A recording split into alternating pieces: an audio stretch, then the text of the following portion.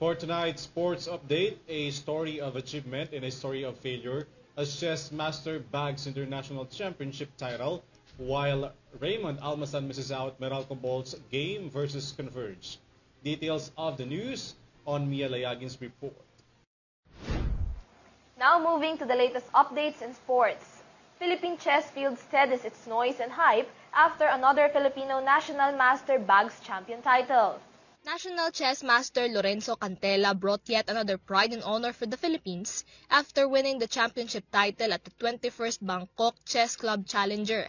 With overall 7.5 points during the 9 rounds of Swiss system events, Cantela's win guaranteed a new achievement for the country and even boosted his confidence.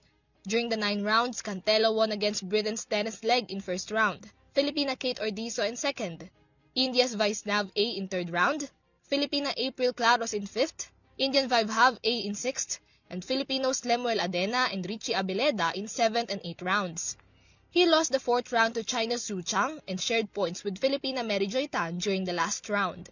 Cantela, a member of Far Eastern University's varsity chess team, became part of the university's history alongside other chess grandmasters produced by FEU. For other sports update, Meralco Bolt's player Raymond Almasan's presence in the game versus Converge may have led to a more favorable result for his team. This is what Meralco coach stated during Almasan's absence following a suspension penalty for EDSA busway violation. With the final score 104-99, Meralco gave away a win to Converge Fiver Xers during a game on Sunday, with Meralco coach Luigi Trillo acknowledging that Almasan may have made a difference with the results.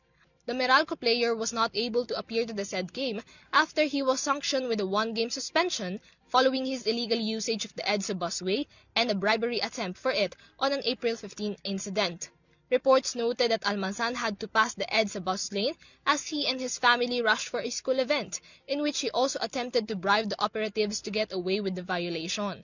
Following the violation, Almasan has now apologized to the Department of Transportation and admitted his faults, urging other motorists to follow the existing protocols to avoid sanctions. Aside from an MMDA penalty for first offense and 1-game suspension, Almasan is yet to undergo community service as part of the sanction imposed by the PBA Commission. And that's the latest sports updates. This has been Mia Layagin. Back to you, Alvin and Krisa.